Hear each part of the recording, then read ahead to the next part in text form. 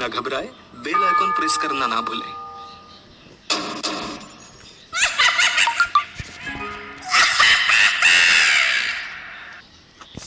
रात के 12:30 बज रहे थे। कोल्हापुर में धाराशिव जाने वाली सीनियर कॉलेज के छात्रों की बस जंगल के रास्ते से गुजर रही थी। ट्रिप खत्म करके वे वापस धाराशिव आ रहे थे। दिन भर मौज मस्ती करने की वजह से सभी छात्र थक कर सो गए थे। दरवाजे की सीट के पास विकास सर और सुशील सर खर्राटे ले रहे थे। बस ड्राइवर विजय मामा भी नींद में बस चला रहे थे। उनके बगल वाली सीट पर प्यून पांडु मामा बैठे हुए थे कि तभी बस के सामने जंगली सुअरों का झुंड आया। विजय मामा ने बस जंगल में रोक दी। कुछ देर में जब रास्ता खाली हुआ तो बस फिर से चलने लगी। कुछ ही देर में विकास सर के पीछे ही दूसरी सीट पर बैठा श्याम नींद से जाग गया। श्याम की उम्र 21 साल थी। पढ़ाई में बहुत तेज था, लेकिन हमेशा अकेला रहने वाला। ना किसी से बनती थी, ना ही उसका कोई दोस्त था। वो दूसरी सीट पर अकेला बैठा हुआ था। सर, टॉयलेट जाना है। सर ने आधी आंखें खोलकर खिड़की से बाहर देखा। बस अभी भी जंगल में ही थी। थोड़ी देर बैठ जाओ, जब जंगल खत्म होगा तब मुझे उठा दो, मैं बस रोक दूंगा। वे बोले और फिर आंखें बंद कर सो गए। शाम बस की खिड़की से बाहर देखने लगा और जंगल खत्म होने का इंतजार करने लगा। कुछ ही देर में जंगल खत्म हुआ और बस वीरान जगह पर आ गई। उसने विकास सर को जगा दिया और उन्होंने ड्राइवर से बस को रोकने के लिए कहा। जैसे ही बस रुकी, विकास सर बोले, किसी को टॉयलेट होना है तो अभी उतर जाओ, वरना बस सीधे धाराशिव जाकर ही रुकेगी। आवाज सुनकर पिछली सीट पर बैठा श्रीकांत नींद से जाग गया। विकास सर टॉर्च लेकर पहले बस से बाहर उतर गए। उनके पीछे पीछे श्याम और श्रीकांत भी उतरे और वो दोनों अलग अलग झाड़ी के पीछे टॉयलेट करने गए। श्याम टॉयलेट करके वापस आया, लेकिन श्रीकांत अभी भी नहीं आया था कि तभी श्रीकांत जोर से चिल्लाया। उसकी आवाज सुनकर विकास सर और श्याम उसकी ओर भागे, लेकिन तभी श्रीकांत झाड़ी से बाहर आया। क्या हुआ, क्यों चिल्लाए थे? कुछ नहीं सर, चप्पल से होकर कांटा पैर में चुभा। उसकी आवाज सुनकर ड्राइवर और पियून भी नीचे उतरे थे। वो सब बस में वापस चढ़ने ही वाले थे कि तभी एक बाइक बस के सामने आकर रुक गई। अरे भाई साहब, यहाँ के नहीं हो क्या आप? क्या आपको पता नहीं कि इस रास्ते पर लोगों को हमेशा चकवा लगता है? बाइक चलाने वाला बोला। चकवा नाम सुनकर विकास सर बोले, हाँ पता है, हम बस निकल ही रहे हैं। और वो सब बस में बैठ गए। सर, वो आदमी किस चकवे के बारे में बात कर रहा था? प्यून ने अगली सीट से ही मुड़कर विकास सर से पूछा। हिंदी में चकवा मतलब छलावा, छलावा मतलब भूत। कहते हैं जो लोग रात में सफर करते हुए मरते हैं, उनकी आत्मा छलावा बन जाती है। छलावा रात को सफर करते हुए यात्रियों को पकड़ लेता है और उन्हें अपने गंतव्य स्थल तक पहुंचने ही नहीं देता। वो बस उन्हें उसी जगह पर घुमाते रहता है। कितना भी भाग लो या फिर गाड़ी तेज भगाओ, आप उसी जगह पर आ पहुंच जाओगे जहां आपको छलावा ने पकड़ लिया था। या फिर वो लोग रास्ते से भटक जाएंगे और उस जगह पहुंच जाएंगे जहां पर छलावा उन्हें ले जाना चाहता है, विकास सर ने बताया। इसके बाद ड्राइवर बोला, और यात्री रात भर उसी जगह पर बार बार घूमते हैं। वो तब तक रास्ता भटकते हैं जब तक सूरज ना उगे। जैसे ही सूरज उगता है, उनकी ताकत कम हो जाती है। मेरे कुछ ड्राइवर दोस्त हैं, उनको भी छलावी होना बहुत आसान होता है ना। फिर तो छलावा बहुत ही खतरनाक है। प्यून घबराते हुए बोला, अरे कुछ खतरनाक नहीं है, ये सब अंधविश्वास है। ड्राइवर जब थक जाता है तो रात में उसे रास्ता समझना मुश्किल हो जाता है, इसलिए उसे भ्रम हो जाते हैं और वो रास्ता भटकता है। इसे ही अनपढ़ लोगों ने भूत यानी चकवा या छलावा का नाम दिया है। विकास सर बोले। ये सभी बातें श्याम और श्रीकांत सुन रहे थे। नहीं सर, छलावे होते हैं और कुछ छलावे तो जानलेवा भी होते हैं। मेरे दादाजी को छलावे ने इतना परेशान किया था कि मरते मरते बचे थे। रात को जितने भी एक्सीडेंट होते हैं, उनमें से कुछ ना कुछ एक्सीडेंट छलावे के कारण ही होते हैं। वो रात के बेरहम शिकार होते हैं। यात्रियों की थकान और डर ही उनकी ताकत होती है। शिकारियों की तरह ही वे यात्रियों को डराते हैं, भगाते हैं और उनकी जान लेकर उनका शिकार करते हैं। हमें बस इतना पता चलता है कि कार एक्सीडेंट में उनकी मौत हो गई है, लेकिन मौत का कारण छलावा ही होता है सर। श्याम ने डरावनी आवाज में कहा। सर, इस का कुछ मत सुनो, इसकी बुआ राइटर है, उन्हीं से सुनी होंगी ये बातें। और राइटर लोगों का तो काम ही होता है बातें बनाना, उसी से तो उनका घर चलता है। पिछली सीट पर बैठे श्रीकांत ने कहा। श्रीकांत, चुप हो जाओ और सो जाओ, उन्होंने डांटते हुए कहा। और उसके बाद सभी लोगों ने आंखें बंद कर ली और सो गए। कुछ समय बीता। श्याम अभी भी जाग रहा था और खिड़की से बाहर देख रहा था। बस किसी जंगल के बीचों बीच से गुजर रही थी कि तभी उसने देखा कि रास्ते के किनारे एक बंद पड़ी चाय की टपरी है। लेकिन ये चाय की टपरी तो मैंने पीछे भी पहले वाले जंगल में देखी थी। वो मन ही मन बोला और खिड़की के बाहर देखने लगा। तब उसे पता चला कि वो तो वही जंगल है जो वीरान जगह से पहले आया था। वह भागते हुए ड्राइवर के पास गया। विजय मामा नींद में बस चला रहे थे, बीच बीच में आंखें झपका रहे थे। विजय मामा, बस कौन से जंगल में है? होगी किसी जंगल में। रास्ते में जंगल कम है क्या? नहीं मामा, हम वापस उसी जंगल में पहुंच गए हैं जहाँ पर बस के सामने जंगली सुअर आ गए थे। नहीं बेटा, तुम्हें कुछ तो गलतफहमी हो रही है। वो जंगल तो कब का पीछे छूट गए हैं ना। उनकी बहस सुनकर विकास सर नींद से जाग गए। क्या हुआ श्याम? सर, हमें छलावा लग चुका है। उसने हमें पकड़ लिया है क्योंकि बस वापस उसी जंगल में आई है जहाँ से पहले गुजरी थी। लेकिन विकास सर भी ड्राइवर की तरह उस पर विश्वास नहीं कर रहे थे। सर, अगर आपको मेरी बात पर यकीन नहीं हो रहा है तो बाहर देखो। अभी कुछ देर रास्ते के किनारे एक ट्रक दिखाई देगा जो एक्सीडेंट में पलटी हो चुका है। और कुछ ही देर में रास्ते के किनारे सभी को पलटी हुई ट्रक दिखाई दी। ये देखकर सभी हैरान हो गए थे। ड्राइवर ने भी मान लिया कि श्याम सच बोल रहा है कि तभी जंगल खत्म हो गया और बस वही सुनसान वीरान जगह पर पहुंच गई जहां पर वो कुछ देर पहले टॉयलेट करने के लिए रोक दी गई थी। ये देखकर सभी की आंखें फटी की फटी रह गई थी। विकास सर की तो बत्ती ही गोल हो गई थी। श्रीकांत पिछले सीट से आगे आ चुका था। सबके चेहरे का रंग उड़ गया था। बस अभी भी रास्ते पर चल रही थी कि तभी वो फिर से वापस वही जंगल में पहुंच गई। वो सभी जान गए कि उन्हें छलावा ने पकड़ लिया है। ड्राइवर कोई दूसरा रास्ता मिलता है या नहीं ये देख रहा था, लेकिन फिर भी बस वापस उसी जंगल में आ जाती थी। ऐसा लग रहा था कि मानो पूरी दुनिया में बस वही एक रास्ता है जो घूम फिर कर उसी जंगल में ले आता है। सर, अभी इस छलावे से कैसे निकले? मैंने सुना है कि छलावे से बाहर तभी निकल सकते हैं जब सुबह हो जाए। इसका मतलब हमें रात भर इसी सड़क से गुजरना होगा, जंगल से वीराने में और वीराने से जंगल में। क्यों ना हम सुबह होने का इंतजार करते हुए उसी वीरान जगह पर रुक जाए। ड्राइवर बस चलाते हुए बोला। लेकिन शायद मैंने सुना है कि छलावे में रुकना ठीक बात नहीं है। नहीं सर, मेरी बुआ ने बताया था कि अगर सेफ जगह मिल जाए तो रुकने में कोई परेशानी नहीं है। बस इतना ही पता है तुम्हें? और कोई तरीका नहीं है क्या? है, लेकिन वो अभी के लिए नहीं है। और वैसे भी अगर जिस छलावे ने हमें पकड़ा है, अगर वो कमजोर हुआ तो उसकी शक्तियाँ कुछ ही देर में कमजोर हो जाएंगी और हम छलावे से छूट जाएंगे। फिर वो छलावा हमें नहीं पकड़ सकता। इन सभी की बातें सुनकर सोए हुए सुशील सर जाग गए। अरे क्या हुआ? आ गया क्या मेरा बोरगांव? सुशील सर उबासी लेते हुए बोले। तभी सभी ने उन्हें घटी हुई घटना बता दी। यह सुनकर सुशील सर के तो मानो होश ही उड़ गए। लेकिन तभी ड्राइवर जोर से चिल्लाया, सर, आगे एक गांव आया है। यह सुनकर सभी लोग ड्राइवर की तरफ भागे। तब उन्हें रास्ते के किनारे एक बोर्ड दिखाई दिया जिस पर लिखा था, बोरगांव में आपका स्वागत है। यह देख सुशील सर जोर से चिल्लाए, ये तो मेरा गांव है, लेकिन हम यहाँ इतने जल्दी कैसे पहुँचे? हमें तो कोल्हापुर से निकले मुश्किल से 2 घंटे हो गए हैं और मेरा गांव कोल्हापुर से 6-7 घंटे की दूरी पर। ये आपका गांव नहीं है सर, छलावा है। आपके मुंह से बोरगांव का नाम सुनकर छलावा हमें बोरगांव दिखाकर गुमराह कर रहा है। लेकिन अच्छा हुआ बोरगांव आ गया। मुझे लगता है कि हमें यहाँ पर सुरक्षित जगह ढूंढकर छिप जाना चाहिए। और सुशील सर के घर से ज्यादा सुरक्षित किसका घर हो सकता है? लेकिन सर, छलावे में एक जगह पर रुकना खतरे से खाली नहीं है और छलावा खुद में ही खतरा है। वो खुद में सुरक्षित जगह कैसे रख सकता है? तुझे मेरे से ज्यादा पता है क्या? बचपन से मैं भूतों के बारे में सुनते और पढ़ते आया हूँ। तो तय रहा। विजय मामा, बस सुशील सर के घर की तरफ ले चलो। सुशील सर ने ड्राइवर को अपने घर का रास्ता दिखाया, लेकिन तभी उन्हें उनके गली में लोगों की भीड़ दिखाई दी। बस आगे नहीं जा सकती थी, इसलिए उन्होंने बस दूर ही खड़ी कर दी। भीड़ में खड़े लोग जोर जोर से रो रहे थे और भीड़ का रुख सुशील सर के घर की तरफ ही था।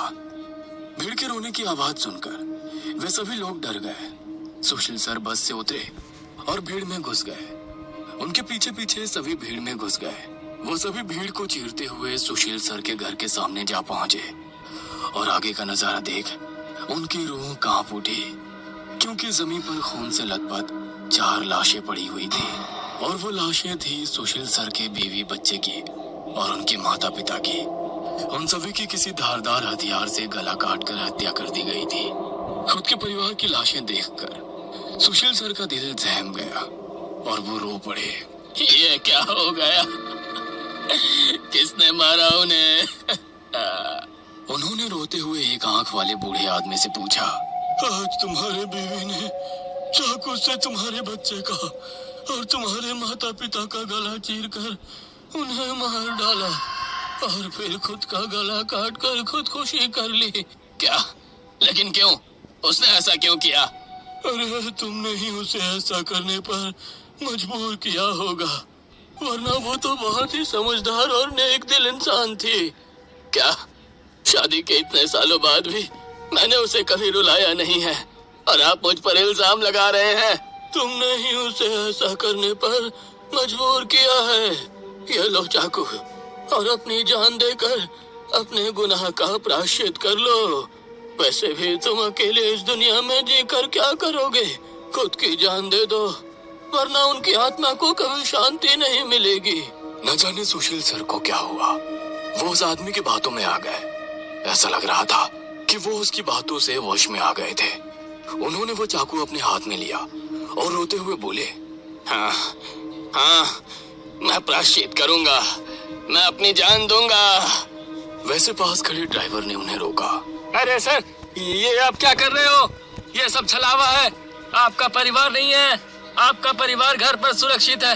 तभी एक आंख वाला आदमी बोला, ए, तूने अगर एक लफ्ज भी आगे कहा तो तुम्हें पकड़कर गांव के बीचों बीच सूली पे चढ़वा देंगे।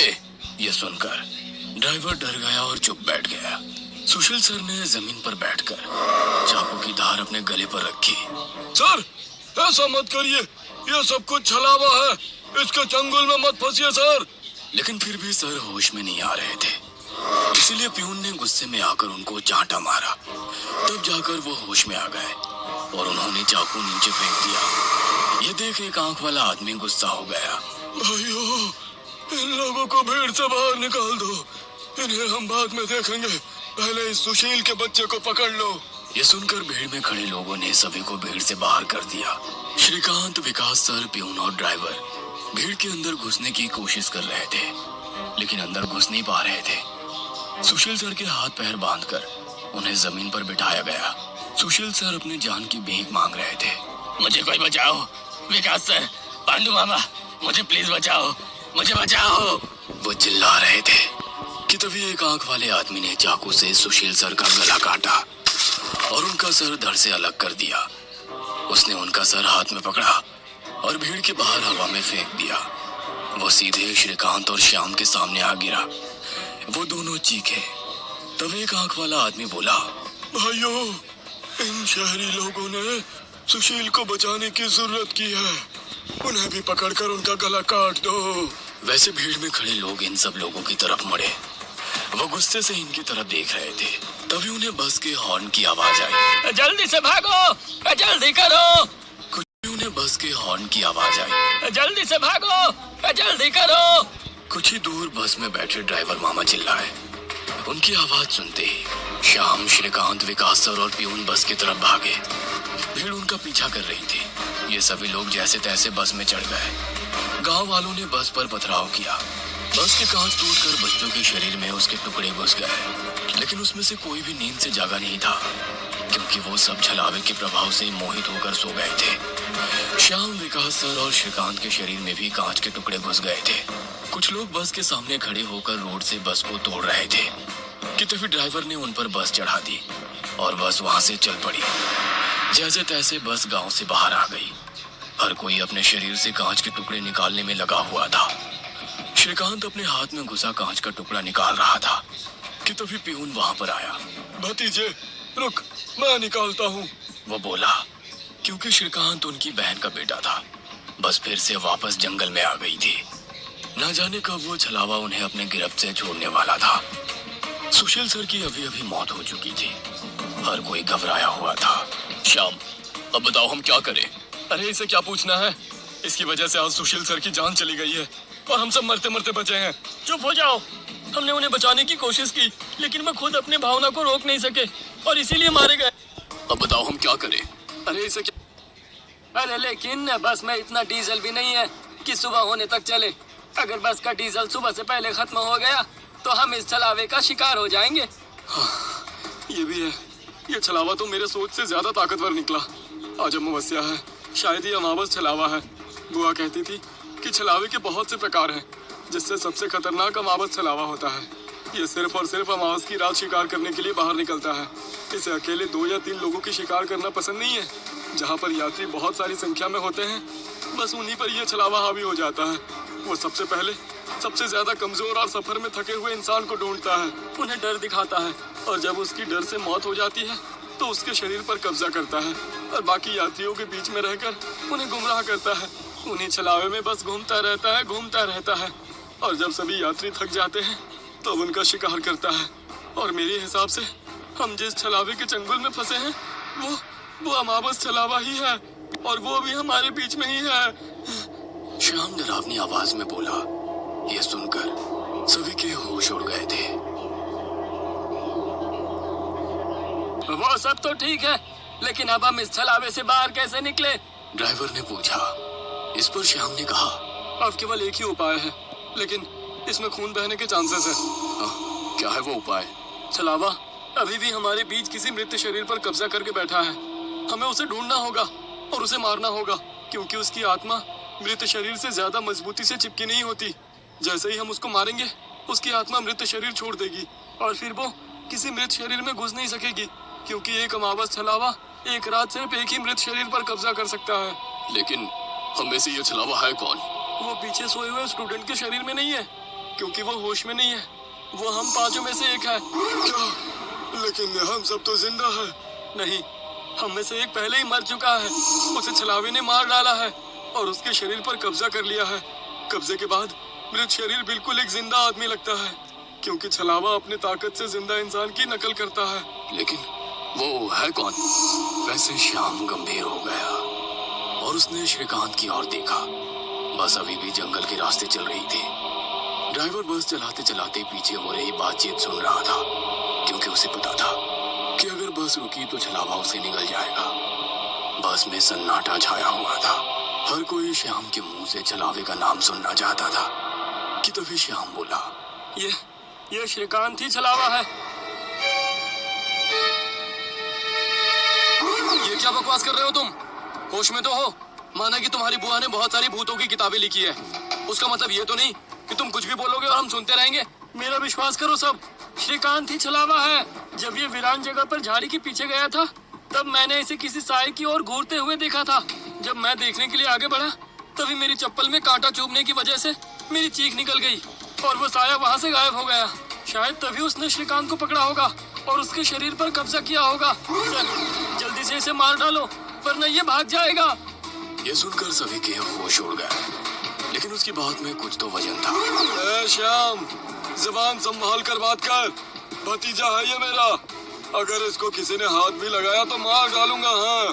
प्यून गुस्से में बोला। सर जी, इस पांडु की मत सुनिए। मुझे भी लगता है कि यही छलावा है, क्योंकि हम सभी ने झाड़ी से आती श्याम की चीख सुनी थी। श्याम बिल्कुल सच कह रहा है। ड्राइवर बस चलाते हुए बोला। अरे शक की सुई तो इस श्याम पर भी है। यह भी तो झाड़ी के पीछे गया था और दिखाई नहीं दे रहा था। ऊपर से यह विकास हम दोनों की नजर से दूर था। शायद इसे ही छलावे ने बस के नीचे खींच लिया और वहीं मार डाला। तो ये दोनों क्यों नहीं हो सकते छलावा? प्यून ने कहा। अरे मैं जिंदा हूँ, मैं छलावा नहीं हो सकता। श्याम ने कहा। हाँ, और ये श्याम हमारी कब से मदद कर रहा है। ये छलावा होता तो हमारी मदद क्यों करता? अब बचे तुम तो ड्राइवर के बाजू में ही थे, इसलिए ये श्रीकांत ही छलावा है। विकास सर जोर से बोले। अरे सर, इस पे उनको छोड़ो। आप सीट के नीचे से रॉड निकालो और उस छलावे का सर फोड़कर मार डालो। ड्राइवर बस चलाते हुए बोला।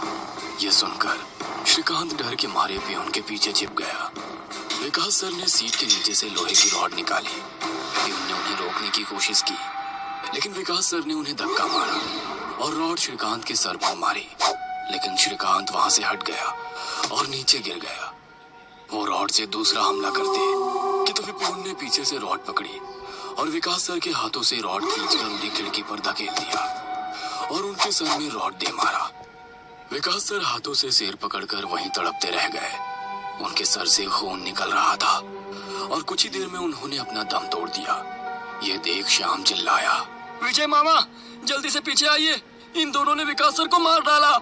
ये सुनकर ड्राइवर ने बस बीच जंगल में रोक दी और वो पीछे भागते हुए आया। उसने पियून के हाथों से रॉड छीना और उसे धक्का दे दिया। तुम नहीं सुनोगे, इसलिए पहले मुझे तुम्हें ही मारना होगा। ड्राइवर गुस्से में पियून से बोला और वो पियून के सर पर रॉड से हमला करता कि इससे पहले ही पियून ने कांच का नुकीला टुकड़ा तोड़कर ड्राइवर के पेट में घोंप दिया। ड्राइवर जोर से चिल्लाया और नीचे गिर गया कि तभी बस के बाहर से भीड़ की आवाज सुनाई देने लगी। रास्ते के बीचों बीच बस लगाई है इन्होंने। कोई तेजी से चलती गाड़ी इस बस से टकराई तो क्या होगा? निकालो, बाहर निकालो इन लोगों को और सजा दो इन्हें, सजा दो। बस के बाहर से आवाज आई और बस पे पथराव होने लगा। पियून आगे की तरफ भागते हुए गया तो देखा कि 5-6 लोग बस पर पथराव कर रहे हैं। लोग गुस्से से चिल्लाने लगे, बाहर निकलो बुज़दिलों, अंदर क्यों छुप कर बैठे हो? अरे क्या हुआ भाइयों, आप ऐसा क्यों कह रहे हो? पियून चीख चीख कर उनसे पूछ रहा था, लेकिन कोई भी उसकी तरफ ध्यान नहीं दे रहा था। तभी श्याम श्रीकांत से बोला, ये लोग सिर्फ छलावा है। हम जंगल में रुके हुए हैं, इसलिए हम मुसीबत में पड़ चुके हैं। विकास सर और ड्राइवर दोनों मर चुके हैं, फिर भी हम छलावे से बाहर नहीं निकले। इसका मतलब छलावा अभी भी हमारे बीच में है और वो छलावा तुम्हारा मामा है। ये सुनकर श्रीकांत की आंखें फटी की फटी रह गई। नहीं नहीं, ऐसा नहीं हो सकता। अरे ऐसा ही है श्रीकांत। तुमने देखा कि किस तरह से तुम्हारे मामा ने विकास सर और ड्राइवर की जान ली। वो उन्हें सिर्फ घायल भी तो कर सकता था, लेकिन नहीं, उसने उनकी जान ली। अब तो अपने मामा फ्रेम से बाहर आओ श्रीकांत और देखो उस आदमी को, वो तुम्हारा मामा नहीं छलावा है। ये सुनकर श्रीकांत सोच में पड़ गया। श्रीकांत, लोग अभी बस के कांच तोड़कर अंदर आ जाएंगे और हमारी जान ले लेंगे। इससे पहले हमें यहाँ से निकलना होगा।